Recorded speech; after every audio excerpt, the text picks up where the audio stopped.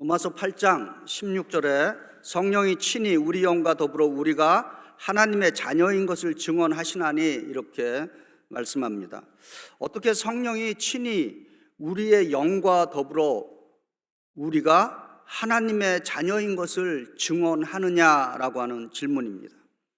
어떻게 이렇게 놀라운 일이 우리에게 일어날 수 있느냐라고 하는 것입니다. 요한복음 1장 12절부터 13절에도 이렇게 증거합니다. 영접하는 자, 곧 그 이름을 믿는 자들에게는 하나님의 자녀가 되는 권세를 주셨으니 이는 혈통으로나 육정으로나 사람의 뜻으로 나지 아니하고 오직 하나님께로부터 난 자들이니라, 이렇게 선언하고 있습니다. 이 말씀은 예수님을 나의 구세주, My Lord and My Savior로 믿고 고백하는 모든 사람에게, 그리고 모두를 위해서 주시는 하나님의 약속인 것입니다. 그래서 예수 그리스도를 영접한다라고 하는 것은 어떤 면에서 우리 여름성경학교 주제가 영웅이라는 주제인데 참 영웅적인 결단인 것입니다. 사실은 아무나 예수 믿는 것이 아닌 것이에요. 전 세계를 통틀어서 그 인구 비율로 따지면은 우리 기독교가 최대 종교가 아닌 것입니다. 세계적으로 따져도 우리 기독교가 인구적으로 한 3, 4위밖에 안 됩니다.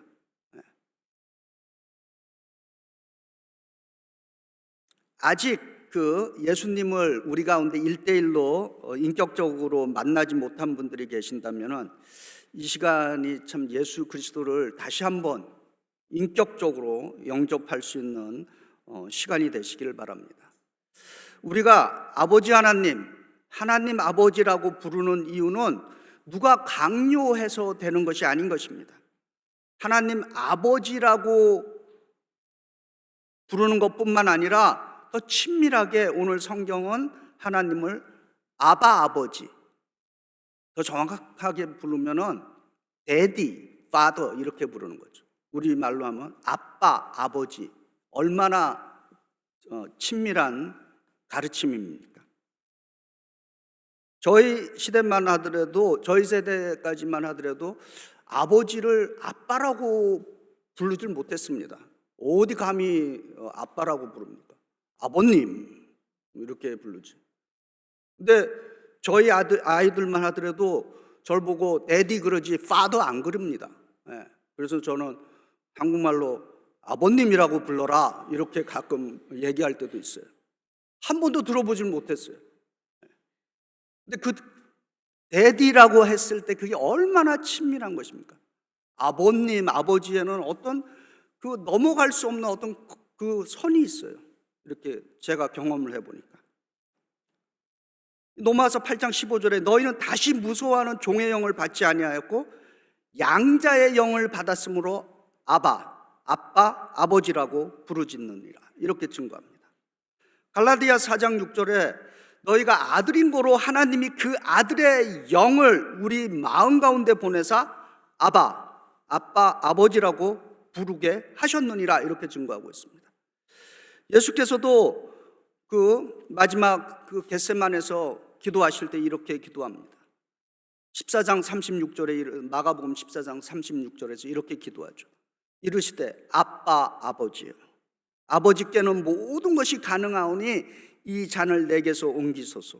그러나 나의 원대로 마옵시고 아버지의 원대로 하옵소서. 이렇게 증거합니다. 그래서 우리가 하나님의 아들이다, 딸이다 라고 하는 것은, 이것은 우리의 감정이 아니다 라고 하는 것입니다. 우리의 믿음을 감정으로 오해할 때가 있습니다.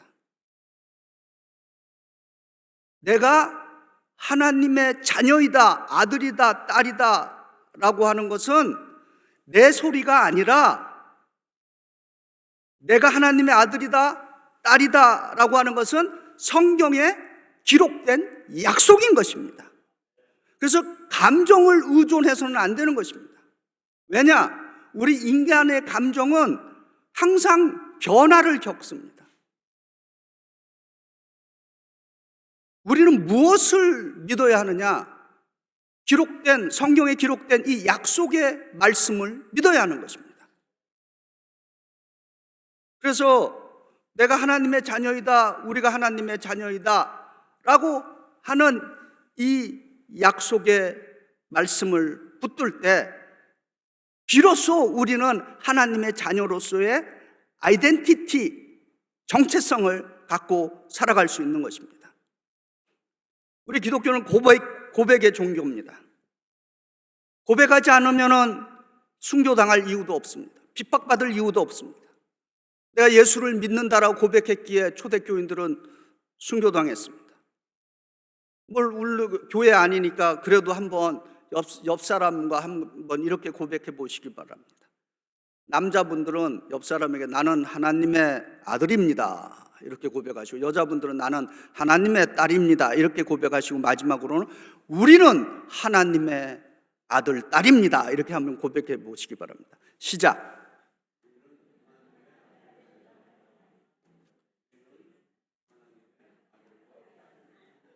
아멘. 예.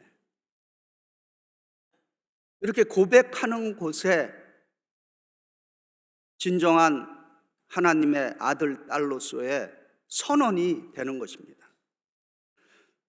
로마서 8장 17절에 이제 자녀이면 또한 상속자, 곧 하나님의 상속자요 그리스도와 함께한 상속자니 우리가 그와 함께 영광을 받기 위하여 고난도 함께 받아야 할 것이니라 이렇게 증거합니다. 상속자라는 말에는 부모로부터 재산, 지위, 신분 등을 이어받는 것을 말하는 것입니다. 그래서 이 상속받는 사람을 그 법률상의 호칭을 우리가 상속인이라고 그렇게 부릅니다. 그런데 놀라운 것은 하나님께서 우리를 예수 그리스도와 함께 공동의 상속자로 만들어 주셨다라고 하는 것입니다. 우리는 예수님과 함께 공동 상속자가 되었는데 예수님이 상속받는 것이 곧 우리의 유산이다라고 하는 것입니다. 그래서 히브리서 1장 2절에 이 모든 날 마지막에는 아들을 통하여 우리에게 말씀하셨으니 이 아들을 만유의 상속자로 세우시고 또 그로 말미암아 모든 세계를 지으셨느니라. 아멘. 그러니까 우리는 예수님과 함께 만유의 공동 상속자다라고 하는 것입니다. 하나님은 예수님을 만유, 만물, 눈에 보이는 것과 보이지 않는 것, 창조 이전의 것과 창조 이후의 것들, 모든 세계에 보이는 물질 세계에 보이지 않는 영적인 세계, 죽음과 부활과 영원한 생명의 공동 상속자로 우리를 불러주셨다라고 하는 것입니다. 그리고 우리도 예수님이 상속하신 이 우주 만물의 공동 상속자로 세워주셨습니다. 이거 얼마나 놀라운 선언입니까? 그런데 하나님께서 친히 우리를 예수 그리스도와 함께 우주 만물의 공동 상속자로 세워주셨는데 실제 현실의 우리의 삶은 얼마나 때때로 비굴하고 때때로 째째하게 살아가고 있습니다. 고린도후서 8장 9절에 우리 주 예수 그리스도의 은혜를 너희가 알거니와 부요하신 이로서 너희를 위하여 가난하게 되심은 그의 가난으로 말미암아 너희를 부요하게 하심이라 이렇게 증거하고 있습니다. 로마서 8장 17절 하반절입니다. 그리스도와 함께한 상속자니 우리가 그와 함께 영광을 받기 위하여. 여기까지는 굉장히 좋습니다. 근데 그 다음 절이 뭐냐? 9절이 고난도 함께 받아야 할 것이니라. 여기 영광 요것만 주셨으면은 예수 믿기가 얼마나 신나겠습니까? 근데 고난도 함께 받으라 이러니 이제 여기가 이제 걸림돌이 되는 것입니다.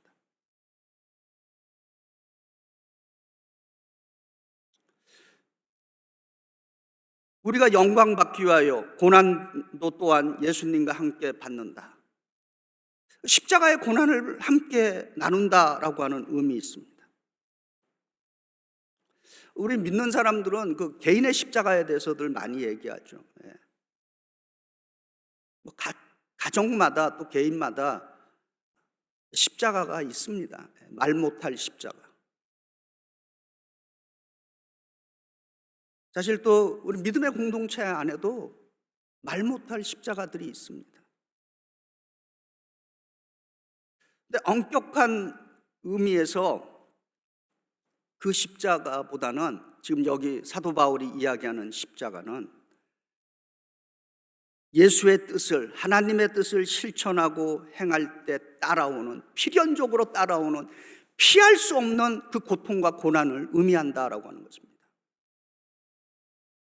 종교개혁자 마틴 루터는 천국을 장미꽃이 가득한 정원으로 비유를 했습니다. 그래서 우리가 천국을 들어가기 위해서는 이 장미 정원을 통과해야 된다, 그런 말을 했습니다. 장미꽃 얼마나 아름답습니까? 근데 그 장미꽃에 얼마나 많은 가시가 있습니까? 그런데 천국을 들어가려면 이 장미 정원이라고 하는 이 가시를 통과해야 한다, 그런 말을 했습니다.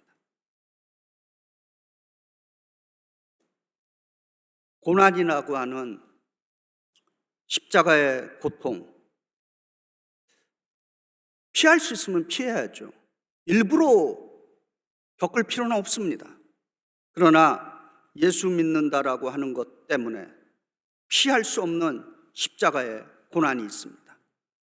그럴 때는 우리가 용기 있게 피하지 말고 담대하게 그 천국의 장미 정원을 통과할 수 있기를 바랍니다. 이제 이 로마서 8장 18절은 우리 가운데 지금 현재 존재하는 이 고통의 목적, 고난의 목적을 이야기합니다.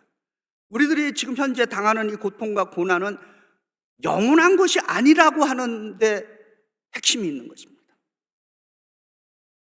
사도 바울이 이렇게 말합니다. 현재 우리가 겪는 고난은 장차 미래에 우리에게 나타날 영광의 견주면 아무것도 아니라고 나는 믿습니다. 이렇게 증거하고 있는 것입니다. 그러니까 사도 바울은 이 고통, 고난이라고 하는 것을 과거, 현재, 미래 중에 지금 현재, 지금 이 시간에 겪고 있다라고 말하고 있는 것입니다. 그런데 이 현재의 고통이 영원하다 이렇게 되면은 얼마나 힘들겠습니까? 그런데 이 현재의 고통이 일시적이다. 마치 남자분들은 아이를 안 낳아봐서 모르는데 그 여성들이 아기를 낳기 위해서 산통을 겪는 그 순간과 같은 그런 고통인 것입니다. 그런데 그 고통은 영원한 것이 아니죠. 그 고통이 사라짐으로 말미암아 그 따라오는 그 어마어마한 그 놀라운 기쁨이 거기에 있는 것입니다. 그래서 사도 바울은 로마서 5장 4절과 5절에 고통을 오히려 기쁘게 여기라고 하면서 이렇게 증거합니다. 환난, 고통은 인내력을 낳고 인내력은 단련된 인격을 낳고 단련된 인격은 희망을 낳는 줄을 너희가 알기 때문이라 이렇게 증거하고 있습니다. 현실에서 우리가 지금 당하는 고통, 고난, 우리가 이 성경이 약속하는 이 앞으로의 영광을 구체적으로 경험할 수 있기 위해서 그러면 이 현실에 당하는 이 고통을 어떻게 우리가 극복해낼 수 있느냐라고 하는 것입니다. 스캇 팩이라고 하는 그 MD가 있는데요. 메디컬 닥터인데 이분이 기독교인의 관점에서 그 책을 썼습니다. 그 책 이름이 아직도 가야 할 길이라고 하는 책인데 우리 신앙인들에게 많은 도움이 됩니다. 고전에 가까운 책입니다. 근데 이 스캇 팩 박사가 하는 얘기가 인생의 고통을 이기려면 훈련이 필요하다 이렇게 말합니다. 그런데 이분은 그러니까 적당한 훈련은 인생의 고통과 고난을 조금밖에 극복할 수 없게 만든다 그렇게 말합니다. 혼신을 다한 훈련을 했을 때 실제 어려움이 당했을 때 어마어마한 그 영적인 성장을 경험한다라고 하는 것입니다. 네 가지 실질적인 방법을 가르쳐 줍니다. 첫 번째는 고통과 고난을 극복하기 위해서는 즐거움을 항상 나중에 선택하라라고 하는 것입니다. 이것은 우리가 어린 아이들한테 가르칠 때 많이 쓰죠. Study first, enjoy later, 이렇게 미국 사람들이 얘기합니다. 그러니까 먼저 공부하고 노는 건 나중에 하라, 그 얘기입니다.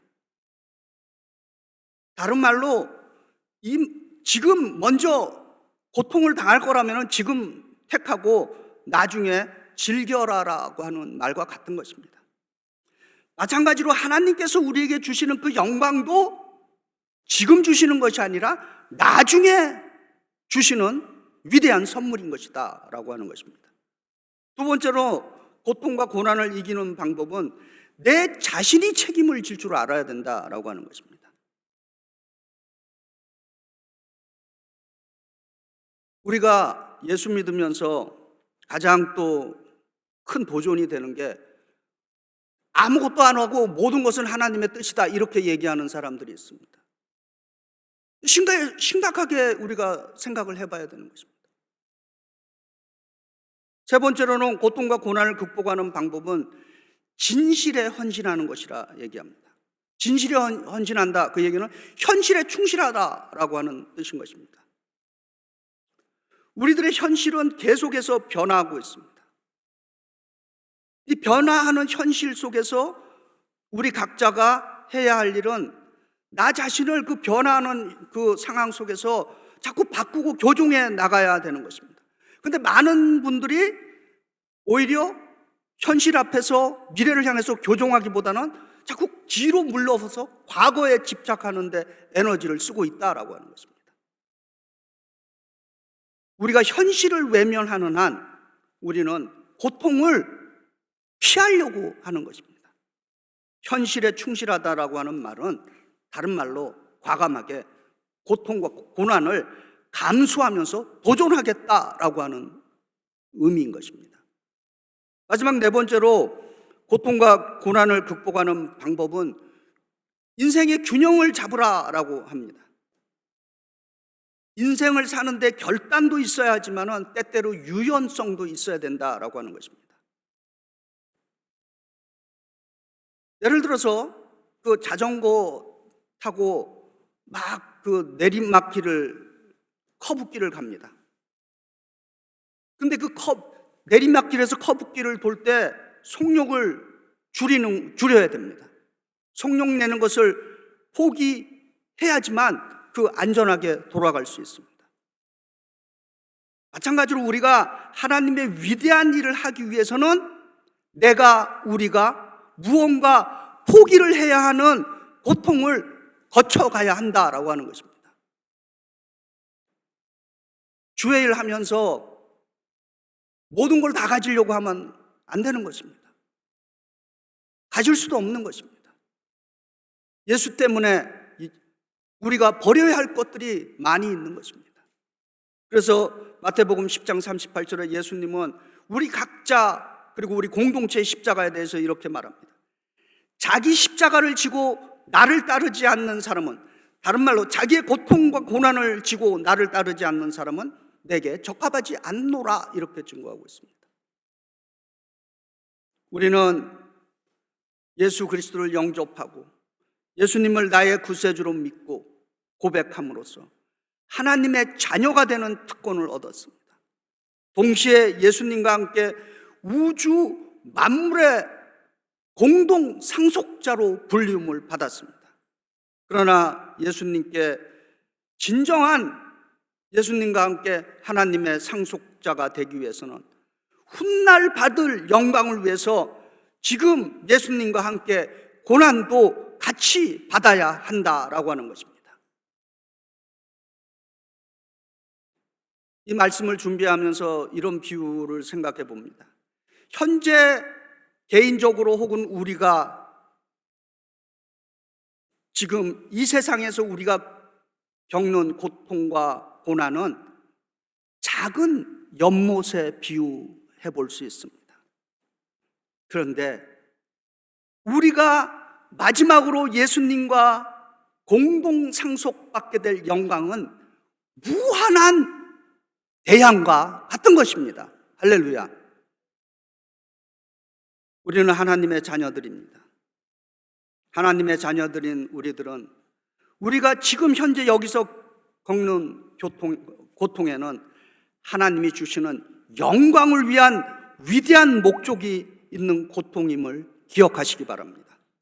예수님과 함께 고난과 영광의 공동 상속자임을 우리가 굳게 믿고 용기 있게 희망 가운데 살아가는 그리스도인들이 되시기를 주의 이름으로 축원드립니다.